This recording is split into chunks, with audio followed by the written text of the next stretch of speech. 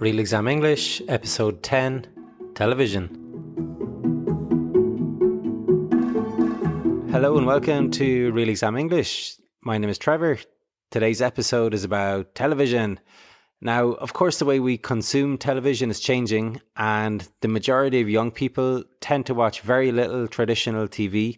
So when we speak about TV here, that also includes streaming platforms such as Netflix, Amazon, HBO, or whatever. Today we have 3 different accents from the USA: West Coast, East Coast, and Midwest. From the UK, we have one from London and one from the north of England. And we also have one from Ireland. So a super mix of accents for you to practice listening to. And as usual, you can request a transcript on the Real Exam English pages on Facebook or Instagram. Okay, then let's go with the questions. What kind of TV programs do you enjoy most? Well, lately, because of what's going on, I've been watching a lot of TV, especially Netflix. I really like documentaries. So I've been watching a lot of documentaries on Netflix. What else have I been watching? And I'll watch like Dateline. I like a lot of true crime. I don't know if you're familiar with that, but a lot of true crime shows. But I really don't have the time to. I can't be like consistent with one show all the time. So I usually just either like binge watch something on Netflix. Oh, I just binged Mad Men again. So I'm really into that right now. We heard this expression, to binge watch.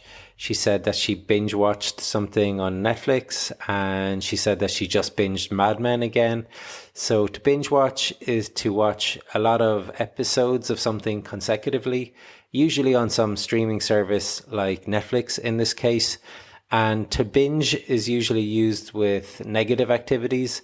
So other common collocations with the word binge are drinking. So you can have a drinking binge, a shopping binge, or binge eating, for instance, where you eat lots of food. What kind of TV programs do you like best? Oh, it depends on the mood I'm in, really. I don't really subscribe to one genre of TV program, so it really does depend on my mood. But generally, things that are science fiction, fantasy related, or quite sort of educational. So things like I've been watching a series about the art of Persia and then the art of the Low Countries, so that's the Netherlands and Belgium. But I also really like science and crime. So it's a mixed bag, really. So the first thing to comment on here is the use of the word series. So the speaker said, I've been watching a series about the art of Persia, and just make note that it's a series, not a series. I teach a lot in Spain and my students are always saying a series, but in English it's a series because it's a series of episodes. So make sure to have the S on there at the end. And there was also another fantastic expression here in the answer, which was a mixed bag, which is a diverse assortment or mix of different things or people. And an example of this would be, how were your exams? Oof, I got 2 A's, 2 B's, a C and a D. A mixed bag, really. How often do you watch TV? At the moment, I probably watch TV every day, which is quite unusual, but that's because of the situation of being in lockdown at the moment. So watching it each evening. Never watch TV during the day. I always feel like I've got something more interesting to do during the day, but I'll watch a bit in the evening. Generally not watching live TV though, sort of picking and choosing the programs that I want to watch, either by streaming them in or even having them on old-fashioned DVDs. Just one expression to focus on here, and that is picking and choosing. So to pick and choose is to take only the things that you want from a certain group. So an example would be the Rolling Stones are the best band in the world, so they can pick and choose which festivals to play at.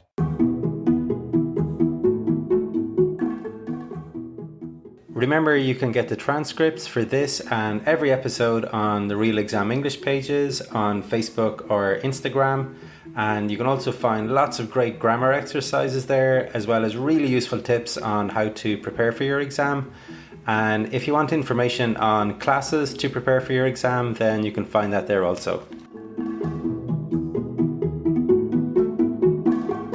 What are the advantages and disadvantages of having a large number of television channels to choose from? Well, the advantage is obviously variety, and that there is nearly always something on that you would watch. The disadvantage is that you're more prone to watch more TV, and you're more prone to be tempted all the time. For instance, you may decide to watch a television program at 9 o'clock until 10 o'clock. And then at 10 o'clock, you may flick around the channels, and there's always something on that'll make you watch more TV. Whereas if you didn't have all the channels, that wouldn't be the case. You'd be limited. It isn't a problem for me, but I can see how it would be a problem for people. Why do you think watching TV is such a popular pastime? It takes us away from our reality.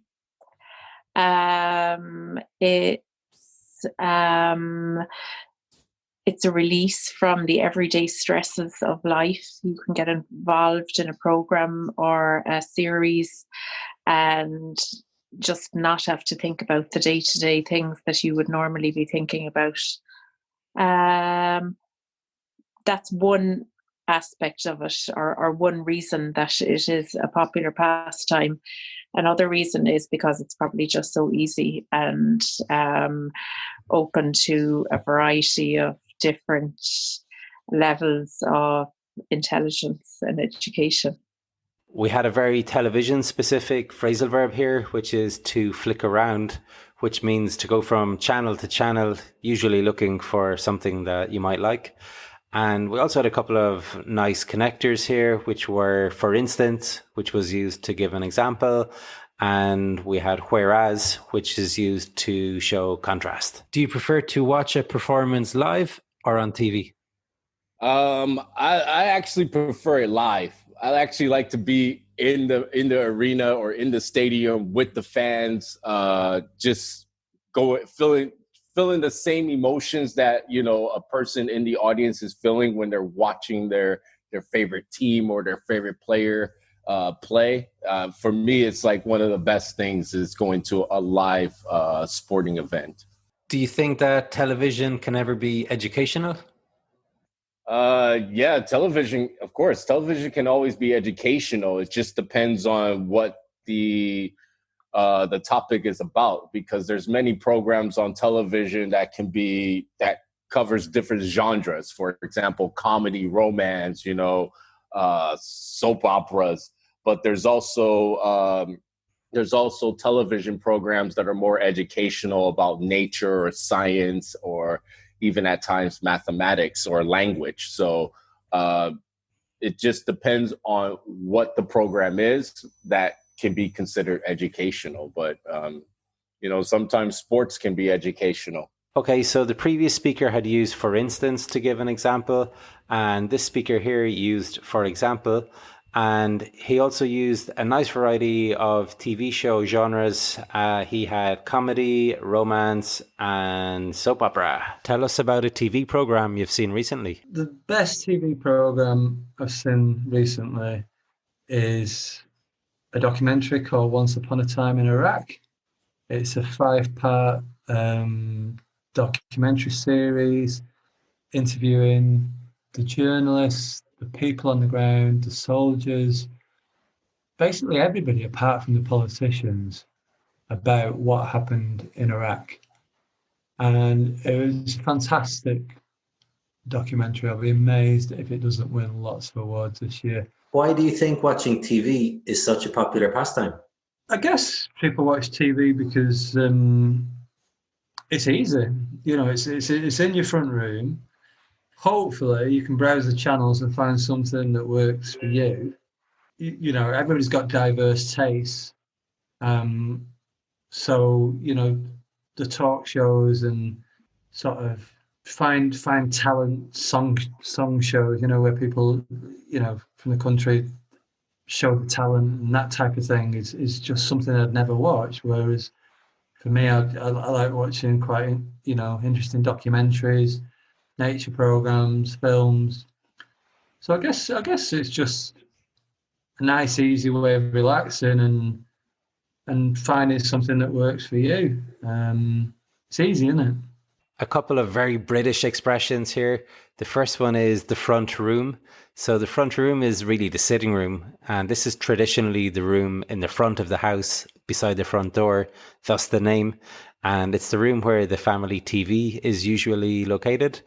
And the second expression is innit, INNIT. If anyone has been to the UK or watches British TV, then I'm sure you've heard this. Innit is another way of saying isn't it, which is a question tag. So the example was, it's easy, innit? And as with any question tag, if the beginning of the sentence is affirmative, then the question tag is negative and vice versa. And a word of warning, however, this is very informal, so definitely not something you should use in an exam situation. Okay, folks, that's it for the questions for today. Remember, the next time you're in your front room flicking around, try to pick and choose a good series from your favorite genre and try not to binge watch it all in one go. Okay, hope you enjoyed today's episode. I would love to hear from you on the Real Exam English pages on Facebook or Instagram, and would really appreciate it if you could subscribe to the podcast on Apple Podcasts, Spotify, or wherever. This is actually the last episode in Series 1 of the Real Exam English podcast. I'd like to give a huge thanks to all of the speakers who gave their valuable time to answer questions. And thank you all so much for listening and for giving feedback.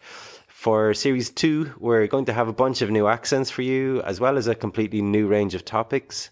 And we will continue to be active on social media, so keep an eye out for vocabulary and grammar exercises, as well as news on when Season 2 of the podcast will be out. Okay then, all the best. Trevor.